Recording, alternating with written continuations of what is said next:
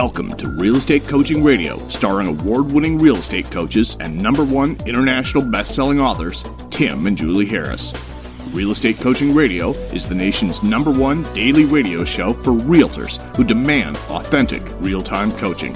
Get ready for fluff-free, unfiltered, full-strength honesty about what's truly working to get you into action, helping others, and making money now in today's real estate market. Now to our hosts, Tim and Julie Harris.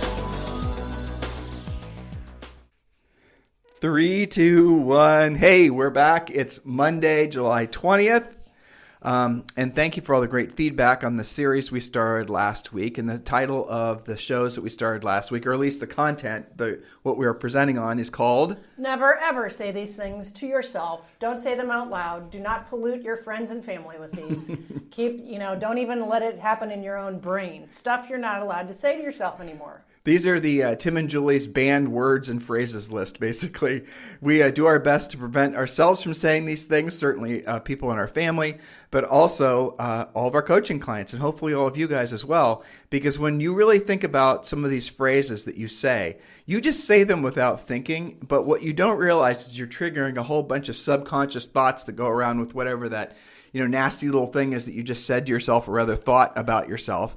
That limiting belief then has a tendency to manifest into other, more pernicious limiting beliefs. And then you basically spend days, weeks, months wondering where all the time went, and you don't have anything to show for all your efforts. And you're always just someone who feels like a victim, like you got left out, like you don't have the advantages that other people have, or you don't have somehow the, education or all these other limiting beliefs you have about yourself. So go back and listen to the past podcast starting from last Tuesday, I believe. And Julie and I are going to pick up where we left off on Friday. And also, please do listen to our Sunday debrief shows. They're the shows that have a tendency to give us the most positive audience reaction and feedback. You guys seem to really like those shows, where Julie and I just sort of vamp about wherever the hell we want to talk about, sometimes for an hour, sometimes 2 hours. So do go back and listen to the Sunday podcast shows. I think they're the ones where we allow ourselves the most freedom to talk about whatever really is on our minds, because during these weekly shows, we're trying to put ourselves in a mindset of, really being coaches and focusing on how we can help you guys be drilled down. What the heck are you doing, woman?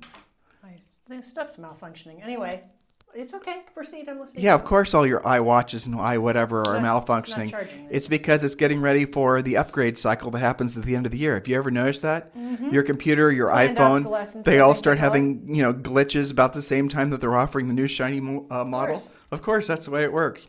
So yes, go back and listen to those podcasts. And again, there is a difference in I think the nature of how we do the show Sunday versus during the week.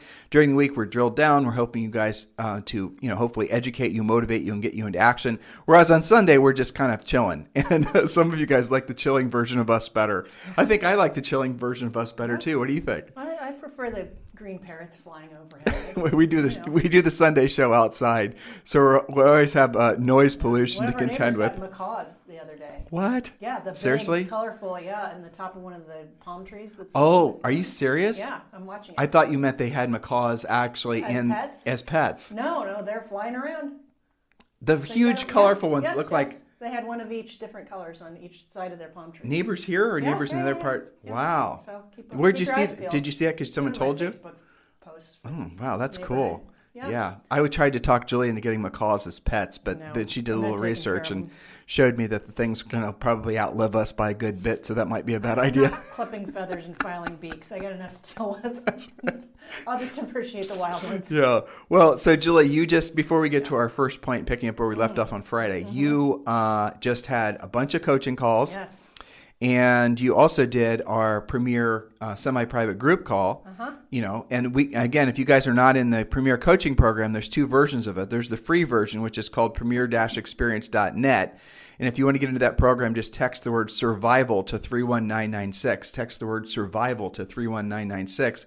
And, full disclosure, the free version obviously is a vastly scaled back version of the one that you get when you become an actual full-fledged member of Premier Coaching. But Premier Coaching members and the Premier members do get a daily semi-private coaching call. Now, the Premier members, starting hopefully in August, are going to start having not just the daily semi-private where they call in. It's like a webinar type format where they can ask questions and have their questions answered by Julie or one of our other great coaches. But starting in August, we're also, the Premier members are going to get an enhancement that costs nothing extra, where after the usually 45-minute to an hour-long webinar where they get their questions answered, and a lot of agents just attend just to listen, just to hear what other questions that other people are asking, and then they learn from that. But then after that, right after that, we're going to be doing a live on our members-only Facebook page. We're going to be doing a live, continuation of the semi-private coaching call just in video, and that's just for the full-fledged members. So all of this is coming to you guys free. We are doing a huge upgrade to the Premier Coaching. It's things that you guys didn't even ask for, hadn't even conceived. We're adding a whole marketing suite. We're adding all kinds of amazing things that I think you guys are going to be really impressed with. We're adding also a whole bunch of new communication tools, just all kinds of stuff. I actually don't want to spill the beans because I'm looking forward to announcing it hopefully in August or September. August, September, October timeframe, somewhere in there, we should have everything done. But yeah, so lots of cool things happening. We are doing our best to enhance what we're doing because of the coronavirus. And hopefully you guys are thinking along the same lines, opposed to just essentially hiding under your staircase and waiting for the next report of whatever states had a spike and increase in this, the other thing, whatever zombie apocalypse they're, predicting next. We are focusing on how we can be of more service and do a better job for all of you guys. We are practicing what we preach. We are absolutely positively focusing on the worse the news gets, the scarier some of the headlines get. We are thinking, okay, how can we help all of our podcast listeners, our coaching clients, our book purchasers? How can we help literally the tens of thousands of you guys that tune into us every single day get through, obviously what's going to be a very challenging economy? That's where we focus. And I'm hoping you guys pick that up and focus your same energies along the same lines, because if you're focused on being of a higher level of service to your obvious buyers and sellers and everyone else in your community, then you're going to be wanting to do the same thing we're doing naturally. So if you're in alignment with your highest and truest purpose on this planet, which is being of service to other people, which, by the way, it absolutely is, then the next natural thing for you to do after that is say to yourself, well, what can I be doing to actually be a higher and better service to other people? What is it that I'm lacking? Where is it that, where is it we can actually do, or if you're an individual practitioner, where is it I can actually do a better job to be of service to our people? And that's where coaching comes in. That's what we're all about. So you guys see how all of us, even though there's tens of thousands that will eventually listen to this podcast, we're all in alignment about our mission. It's ultimately to be of service to other people. And along those lines, Mrs. Harris, talk about some of the things that were topics on your all your coaching calls, but especially the Premier Coaching Call. I would say that overall, I'm seeing evidence of the beginning of a market shift. Not everywhere, but evidence by cases like, well, I've had this listing that I thought was priced right on the market since April. I've had 17 showings, one not very acceptable offer for various reasons. Do you think it's overpriced? Okay, and I go back to, according to NAR, 2 weeks or 10 showings. If you don't have something workable, you are overpriced. You have missed the market regarding price. And it's not just that case. I've had several where the commentary was, seems like it should have sold by now. What do I do? And a lot of these agents aren't used to having long-term relationships with their sellers. So that's one thing. I have had several individual calls with agents reporting inventory rising. One of which said it just over the weekend rose by roughly 20%. Wow. So, these are maybe early warning signs. You remember what market, Jules?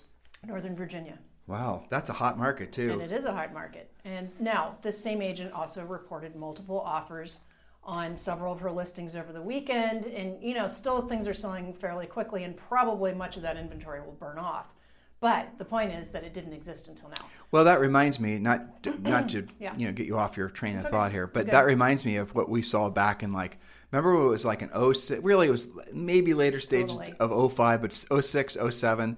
The markets would do that. They were going through these ebbs and flows. The market would sell off all the inventory. Things would be selling in microseconds with competing offers. Then all of a sudden, almost like the next week, there would be a crap ton of inventory. And then it went through this cycle of building and then selling off, building and selling off, until then one day it built and it didn't sell off. I remember that because I remember specifically Las Vegas would fluctuate between Vegas. 9,000 listings and 15,000 listings, and then it would fall back and then it'd go up. The markets that Julie and I watch are San Diego, we watch Las Vegas, we watch Miami, we watch Columbus, Ohio, because mostly we have rentals there and that's where we're from. Yeah. We sort of watch Seattle, but not really because it's LA such and DC area. certain parts of LA, not all of LA. Yeah. We watch the markets where we have a high concentration of coaching clients. Because, we want them to stay drilled down, and our commitment to them as coaching clients is we're looking at the horizon, provided they're always looking at the next step, because we don't want them to lose out on opportunities. Yep, and we also watch Austin, too, another diverse market. Some of these markets, though, it's kind of fascinating, are going to be somewhat recession resilient, right? They're not going to have the same effect as, say, for example, a market that doesn't have a real diversity of employment opportunities. Well, like Vegas would be the obvious. Exactly. I mean, Vegas is, okay, so that goes to get your train back on your tracks with other things. So evidence of things changing a little bit would be higher inventory, request for price reduction scripting, agents being confused why something that seems like it should have gone right away hasn't. I'm starting to see more cut appraisals. That's what I want to talk to you about, actually. Yes. And that comes in a couple of different flavors. I mean, the obvious one is it came in under appraised value. What are you going to do about it? If that's a couple of grand, that can be solved pretty easily, but I'm seeing larger amounts and a higher frequency of cut appraisals. Then we also see a phenomenon of buyers that had, quote, guaranteed the appraised difference that didn't think they'd have to do it. And they were rolling, they were speculating. And now they're like, well, what do you mean it was by that much? So lots of different negotiating and strategy going on. And I think it really depends on your local market, your local price range. And, two subject properties are not the same. So early warning signs. We told you guys how we pay really close attention to the BPOs. We pay attention to BPOs more than we do notice of defaults because the notice defaults reporting is totally and completely monkeyed with. It's not to be trusted. So we pay attention to the BPOs. And BPOs are one of the only, I guess what you would call a data point that is not reported on any sort of government, report. There's no index for it. There's no index for it, right? So nobody knows what the notice defaults is. And the reason that we know to pay attention to it is because, again, back in late 05, 06, we started to see the notice defaults slowly increase, and then they just spiked. Now, along those lines, I wrote two things down while Julie was talking. The next thing that we look out for, and you all will see this as well, is cut appraisals. And like Julie said, if it's just a couple grand, no big deal. The buyer will just probably make it up or the seller will reduce. Or they'll split it or whatever. Right. But the banks, and here's how it happens. The banks are going to start getting real sketch about property values if they suspect the market's going to be going in the opposite direction. So watch for the appraisals. Watch for banks starting to basically get real gun shy about loaning on houses. And so if there's an appraisal issue, you're going to have to learn how to negotiate through that. It doesn't just mean the deal is dead. It means that you need to have the skill set to put the deal back together. And sometimes it means the seller takes the hit and the buyer, pays a little bit more. We've coached agents sometimes where the numbers make sense, that maybe it's split four ways, seller, buyer, and the two listing agents. Who know, or the two agents. The message is don't let the deal die. Right. And in all the cases that I've heard so far today and yesterday, the deal lives on. Right. Okay. And so, but these were primarily with experienced agents. Okay. So that have seen this before, don't give up so fast, and have pre-coached their clients, because these are mostly stories from our coaching clients, have pre-coached their clients that, hey, you know what? We need to have a plan if this happens. That's right. So, yeah. So here, write this different. down. This is not an official Harris rule, but it maybe should be.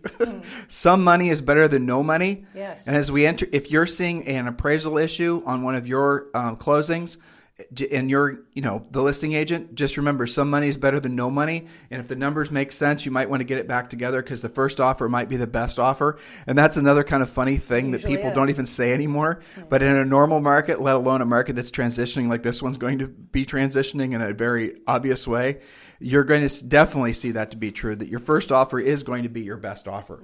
So the next thing that you can also basically pay attention to, and this is something that the markets are really worried about, is come March, you're going to see a potential for, or you guys remember last March when the mortgage markets freezed up. I was reading my notes wrong. So last March, when the mortgage markets freed up, that was because, or they froze up, sorry, because they were worried about the fact that essentially the economy was going to take a turn. And they were worried about having backstops in the loans. They were worried about essentially having to take losses on these loans. And so there is now a movement in place from internal of all these big mortgage servicers, F8, what are all the different acronyms, Julie? FHFA, FHA, VA. Exactly. So what the prediction is happening, and remember I told you this, that if when the forbearances start running out and the enhanced unemployment runs out this week, so those of you who know people who are on enhanced unemployment, that's gone this week, and it does not look like there's any real, movement afoot in any of the stimulus proposals to increase or include or continue along, right, any sort of enhanced unemployment. So you're going to probably mostly see people that were living off the unemployment, the enhanced unemployment mostly, they're now going to have no income or not enough income to support a house payment. And so those houses are going to have to start going into some form of, obviously a distressed sale. The distressed sale starts out as basically a seller who needs to sell. And you need to learn how to pre-qualify that seller and actually get the real root motivation out of them. If they are, and this is the unfortunate thing, what most of these sellers will do is they'll call you. They're not going to have jobs. They're not going to have the ability to make the payment, or they're going to have some ability to make the payment for a certain amount of months, as in 2 or 3, maybe, because they're borrowing the money. But they want to price it to yesterday's market because for them, that's all the money in the world. Because guess what? It might be all the money in the world. Whatever equity they perceive they still have in the house. That's already happening. I'm already getting reports of that. So they're going to overprice the house, and they're going to actually then basically run through the savings and their ability to make the payment. And then they're going to basically be a true distressed sale. So they're distressed, or shall we say stress sale. But as soon as they run out of their ability to make the payment or no more people willing to lend to them, then it's going to be a distress sale. That's the cycle. You as a real estate professional helping someone save essentially you're going to help people and maybe help save as much of their equity as possible. In some cases, you actually might be able to help them save the house too, but you're going to have to learn that in coaching. You need to pre-qualify them to actually help them understand how, what the importance of them selling quicker, what the market's going to be like 60, 90 days from now.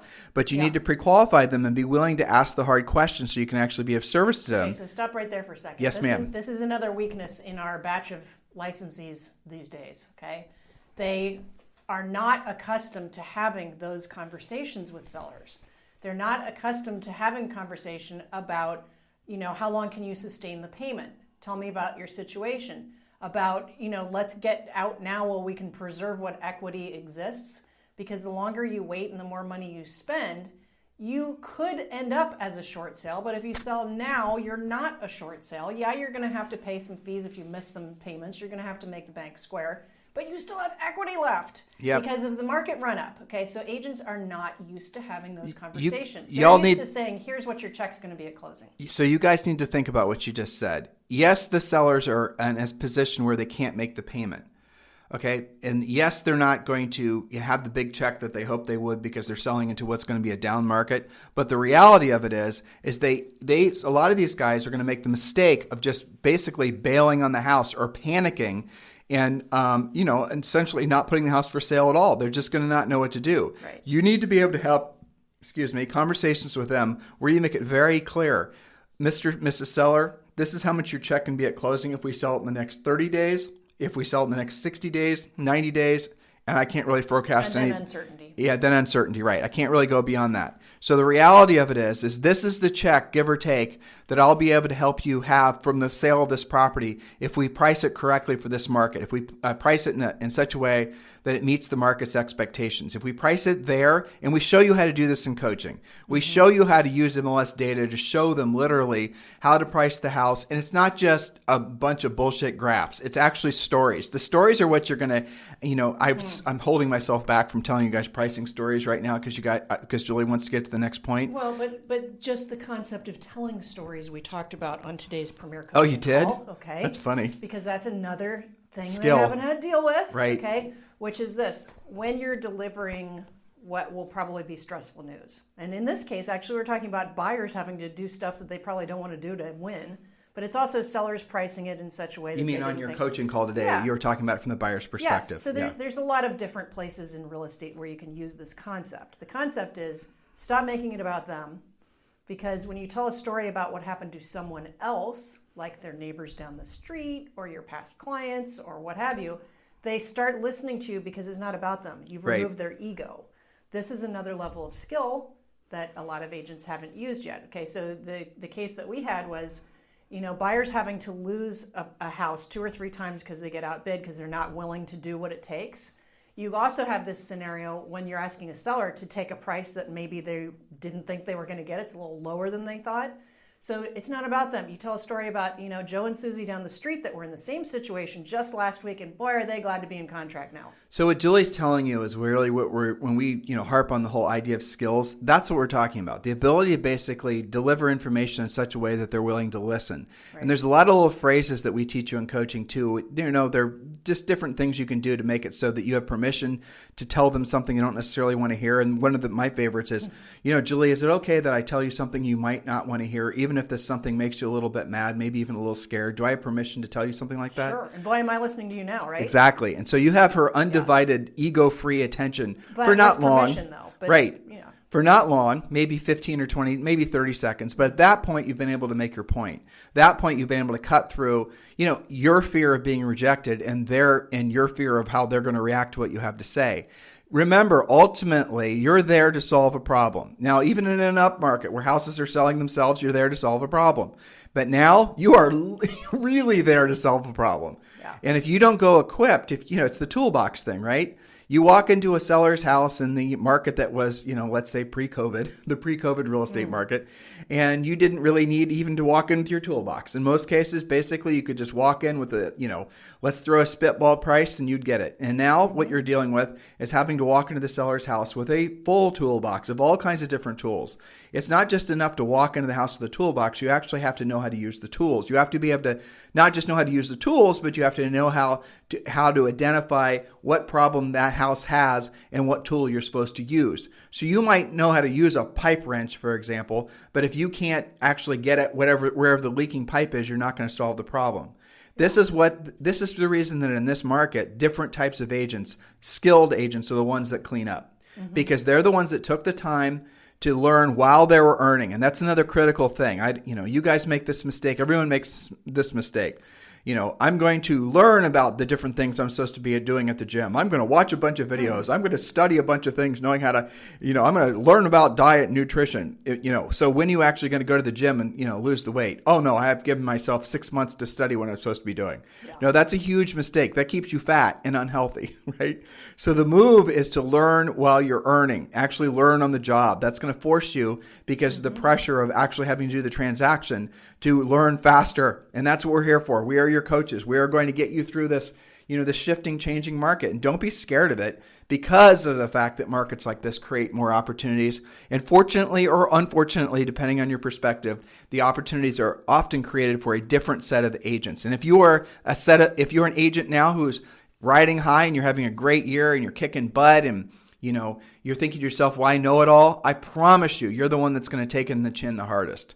You're the one that's actually going to put yourself in a position where you're going to lose ground, where you're going to have financial trouble. How do I know this? Because you're the type of agent, the one that says right now, I know it all, I know what to do. You're the type of agent that's going to call me this time next year and you're going to say, I wish I would have listened. Mm-hmm. I had so many coaching calls from new coaching clients last year, in 2007, September of 2007 is when Julie and I say the housing crash actually started, because that's when the first subprime lender actually failed. I think it was called New Century. It was in Southern California. Mm-hmm. And then the dominoes started to fall. Yep. But the market says, well, it's 2008. No, it was way before that. And where did it actually really start to show itself, the market correction, was in 2006. That's where Julie and I really started to see it. Mm-hmm. So we're now telling you officially, without a shadow of a doubt, that the same early warning signs are now, I'd say, middle warning signs. They're not even early anymore, and they're absolutely happening, and they're absolutely going to affect your market in differing levels. So be prepared, and don't be afraid, and be ahead of the curve. And if you guys want to join the free coaching program, just text the word survival to 31996. So Julie, let's get to our next point. Yes, okay. And I lost track of what number we're on. So let me see. 14 or 15. Here, let me pick your screen. We're right about here, unless you talked about that one. Let me look. No, I think we stopped at presentations, canned presentations. Okay. Yeah. Okay. So whatever number we're on, we have, and there's a couple of flavors of this. My education level, whether that's high or low, well, agents use both versions, keeps me from succeeding. So you can say, well, I was a bartender before I was in real estate. I don't know if I can hack this. Or you can say, and we actually have a real honest-to-God rocket scientist from the Jet Propulsion Lab as a coaching client. Right. It'd be easy for her to say, well, I'm way too educated to deal with this. Well, but there's different flavors right. of it all along the road. Too much education or not enough education. And here's the wonderful thing about real estate. Your education level, I hate to tell you all this with a lot of education, it does not matter because you are a level playing field. And that's one of the things that I love so much about real estate. We literally have people that graduated from the most elite Ivy League schools with MBAs and PhDs. Oh, yeah. We have former jet pilots. We have, yes, LeGrand, I'm talking about you if you're listening. We have all kinds of amazing people. And you know what? When they get into real estate, they are literally operating at the same exact level as just like Julie and I were when we got into real estate. When we got into real estate, we got into Ohio State University. We studied English. We're just going for whatever got us out of there the quickest. And we had a car cleaning and detailing business. We looked like we were about 12 and 13. Yep. We had no previous experience in real estate, no previous training in anything that we had to do. In our first year in business, we sold 103 houses. Yeah, well, because you all have the same opportunity. You all have to take the same continuing ed credit, so nobody's going to get ahead of you in education and real estate. But you all have the same opportunity. When a for sale by owner puts their sign in the yard, the phone number's there for you. It's there for me. A lot of people, and Julie and I are we're associated with EXP. Julie's an EXP agent, and if you want to talk to us about joining our EXP team, please feel free to text me at 512-758-0206. So again, I'd love for you guys to speak with me about joining our EXP team. And the number is 512-758-0206. But on the workplace Facebook group with EXP, it is fascinating to me because I'm starting to see a real bifurcation just reading the posts of the agents who are embracing the fact that this is a new market, that they can now learn and they can earn at the same time. They don't have to wait for someone to tell them, okay, now it's your opportunity to become a listing agent. You've sold enough houses to buyers. They know that they can forge their own path. And I see, it's not a lot, but I definitely see there's this, we've been telling you guys, it always happens during a market shift. There's a new generation of agents that are starting to figure it out. Hey, guess what? I might not have all the tools in my toolbox that somebody else might have been born with, right? But I know I can work harder. I know that I can basically get my skill set up. I know I can, not ignore the FSBO when I drive by it every day. I can actually make the phone calls that other people aren't willing to make. It's where the core saying that Julie and I do our best to pound into everyone's conscious minds, not just subconscious, is if you want ever-increasing long-term levels of success, the key is to do what you don't want to do when you don't want to do it at the highest level. In other words, you can actually earn millions, tens of millions of dollars in this industry because you're willing to do what other people aren't willing to do. And you're doing it when you don't want to do it, not just when you feel like it. And you're doing it at the highest level, which, requires you to have a skill set. That's one of the core reasons so many people get into real estate. You're snickering. Why? You just gave me a flashback from where you were talking about, caring and competent agents and the skilled agents win. I had a call on Premier that one of our coaching members did an open house. Somebody came in and said, "Can you help me?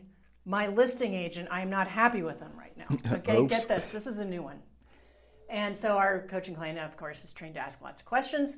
And she said, "Well, tell me more about your situation. Maybe I can help you." And they said, I kid you not, they said, I signed a contract at the end of April, a listing contract at the end of April. It's still not in the MLS as best I can tell. And I don't know, is this normal? My listing agent asked me to take pictures and send them to them. Like, really? Like, are you going to have to pound the sign too?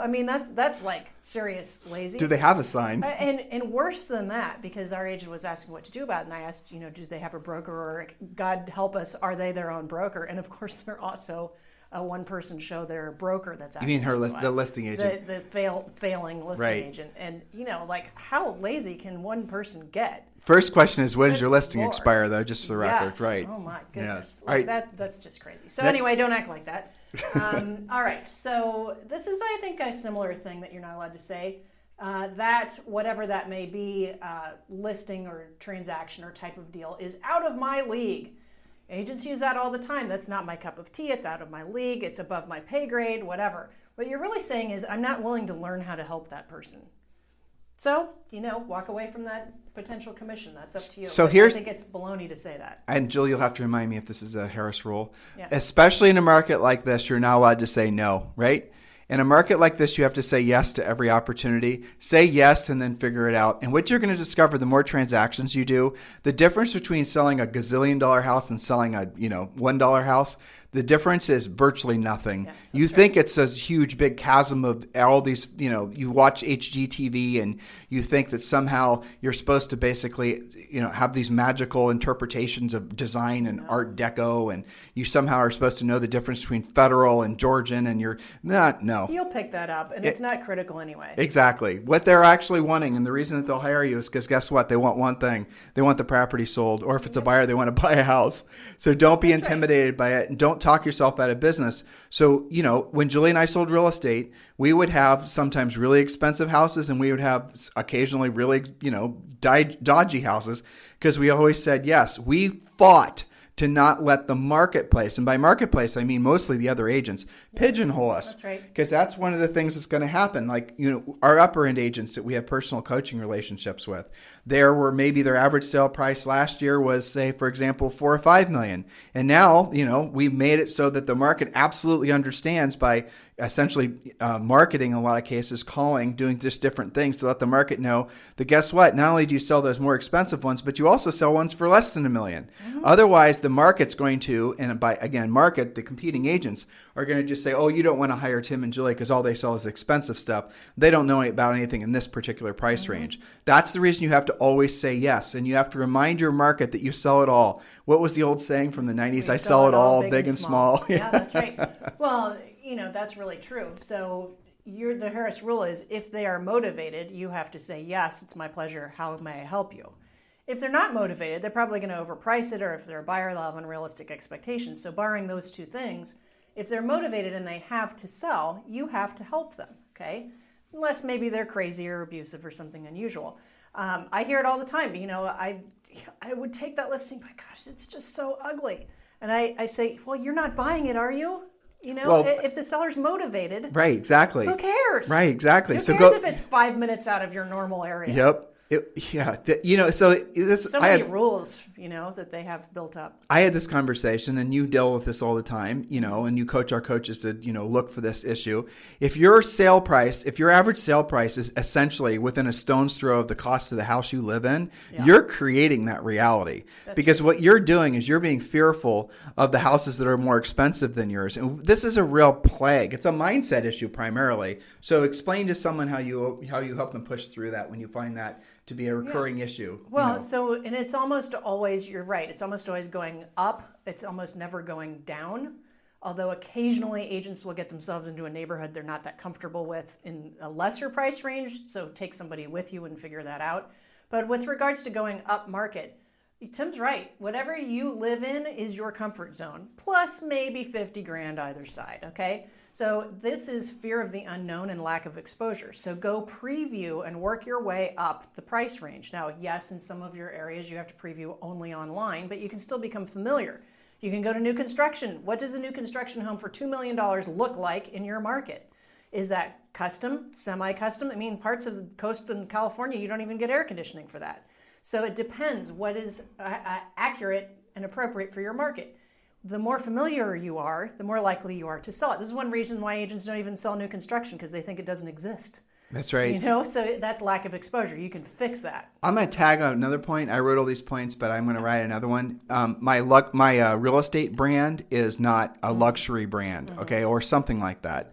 In other words, your perception is that the broker you're associated with doesn't have the prestige as a broker that a brokerage brand would require to get a listing of a particular house. Now, that is mostly the misperception of a new agent. Anybody who's experienced knows, and all of you guys who have got a lot of pride built into your brokerage and your supposed branding, you guys, I'm sorry for what I'm about to say, so give me a little bit of levity, or a little bit of what would be the word? Leeway. Leeway, thank you. It doesn't matter because ultimately people list with people that they know. And so the only thing that really matters is you as a listing agent. That's the reason you get the listing. You will or won't get the listing because of you, not because of your brand. And you listen to some of the interviews I've done with some of the top producing agents in the nation. I always ask them the question, when was the last time they got a piece of business, buyer or seller, because of the brand they're associated with? They always laugh because they know that isn't the way it works.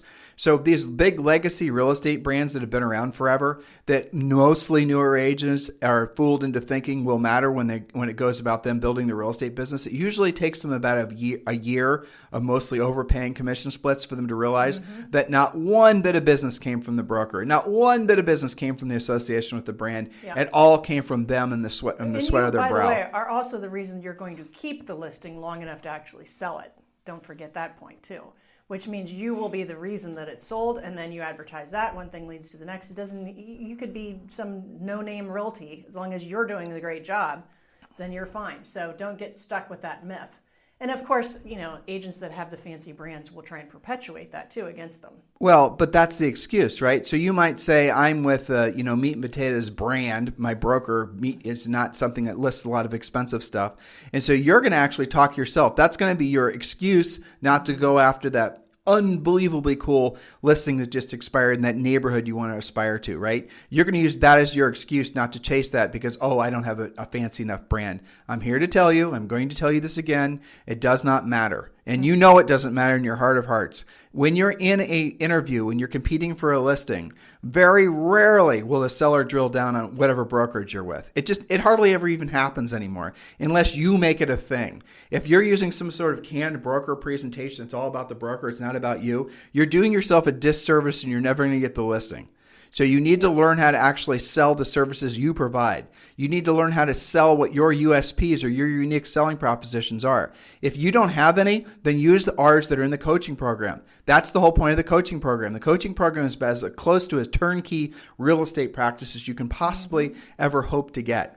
And start out by joining the free coaching program. Just text the word survival to 31996. Or if you want to skip the line and you just want to go to the normal coaching program and you want to just become a Premier Coaching member now, just text the word Harris to 31996 and you'll get priority and we'll call you back right away and we'll help you get into the coaching program. Next point, Julie. All right. So this is what I call the skeptic point, and it goes like this. I just can't trust anybody.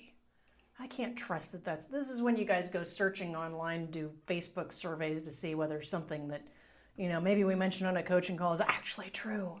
So it's the skeptic in everyone. I think that it's easy to do that right now in today's, political climate, but not trusting anyone, how healthy is that for you going forward, whether that's in business or personal or social?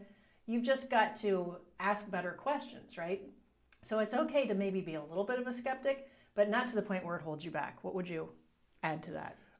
Don't trust somebody thing. Well, but that's another reason to procrastinate, right? Sure it is. It's here's the thing. This is true. I've never met a rich skeptic.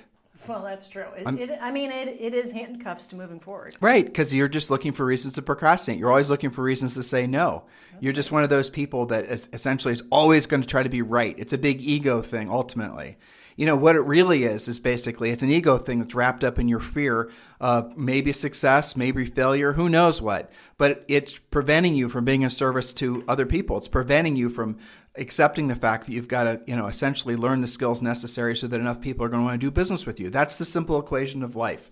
If you're not getting what you want, if you're not having the riches in life, however you define that for yourself, your family, and whoever else you want to take after, it's because you're not simply helping enough people. There's a direct correlation between the money you make and the number of people that you help. That should seem self-evident, right? That should seem incredibly obvious. So if you're not earning enough money, it's not because someone's taking away something from you. It's not because somebody's preventing you from earning it. It's not because of your race, creed, or color. It's not because of your education level, especially in real estate, right? We've talked about that forever. There's definitely going to be a direct effect on where you live. If you live in an area where maybe houses aren't going to be selling as quick or maybe not selling at all. But even that, there doesn't mean that you can fix that, right? But you can even fix that. You could move. We did. So the moral of the story here is look for the things that you're saying to yourself and actually question whether or not they're true.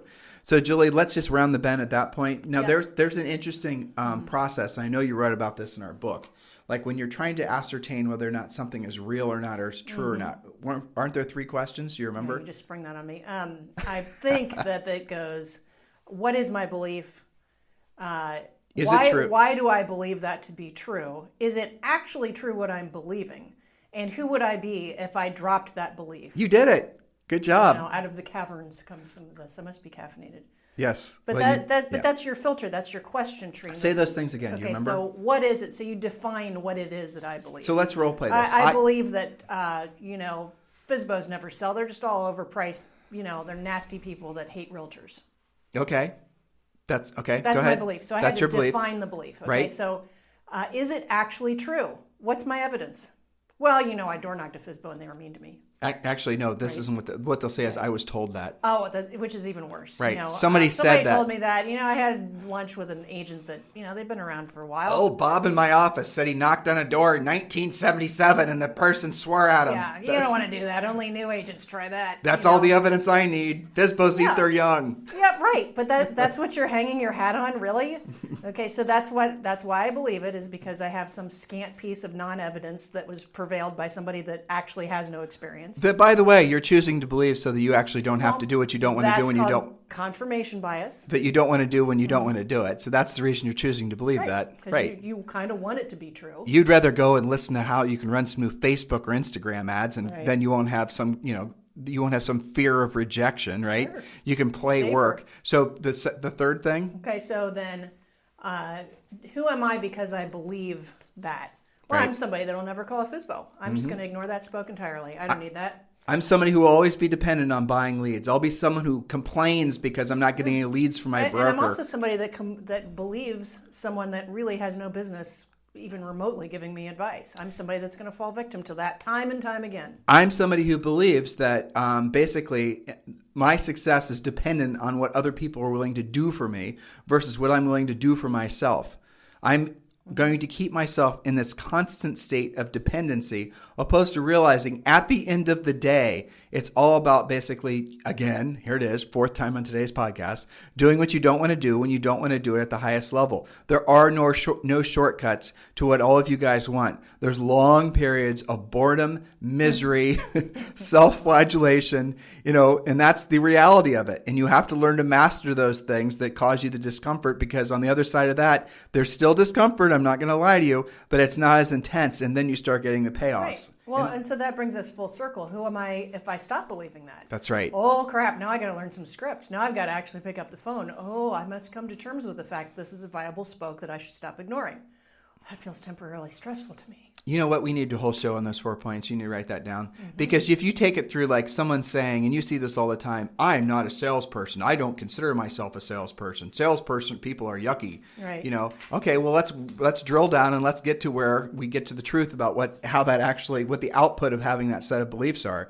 Or, and we're getting to these points in the series we're working on now. Rich people are evil, or more money doesn't make you happy. Or there was a survey I read that said the average person making $75,000 a year, family making $75,000 a year, is just as happy, if not more happy, than multimillionaires, which, by the way, is impossible to be true. Right. So, guys, just stay tuned, stay focused, stay drilled down. We're going to continue where we left off today, tomorrow. I didn't realize, Julie, we went so far over the half hour. That's okay. That's all right. Unusual for a Monday. I know. You know what it is? We're timing our caffeine input perfectly. Must be what it is. So guys, listen, if you want to talk to us about joining our EXP family, please do consider texting me directly at 512-758-0206. In the meantime, thanks for making this and continuing to make this #1 listened to daily podcast. Thanks for keeping Harris Rules at the top of the book charts on Amazon and Barnes & Noble. Anything we can ever do for you guys, please feel free to reach out. Oh, and by the way, yes, we're willing to do Zoom conferences for your brokerages. We're willing to do Zoom conferences for your teams, wherever and however we can be of service to you guys in this market. That is what we're all about. Hey, listen, if you want to listen to our podcast anytime, there's over 2,000 shows on iTunes, on Stitcher, on just every possible podcast listening widget you can think of. Go ahead and just, hop on over and listen. Do please consider giving us a 5-star review on Amazon and on iTunes. Don't give us a wimpy 4.5 or a 4-star. You want to. Just go ahead and give us a 5-star review, especially on iTunes. That helps out a lot with the algorithms, which we always appreciate. You guys have a fantastic day. We'll talk with you on the show tomorrow. This program has been a presentation by Tim and Julie Harris, Real Estate Coaching. For more information on our real estate coaching and training programs, visit our website at timandjulieharris.com. Remember to tune in weekdays at noon for upcoming shows, and until next time, thank you for listening to Real Estate Coaching Radio with Tim and Julie Harris. This podcast is a part of the C-Suite Radio Network. For more top business podcasts, visit c-suiteradio.com.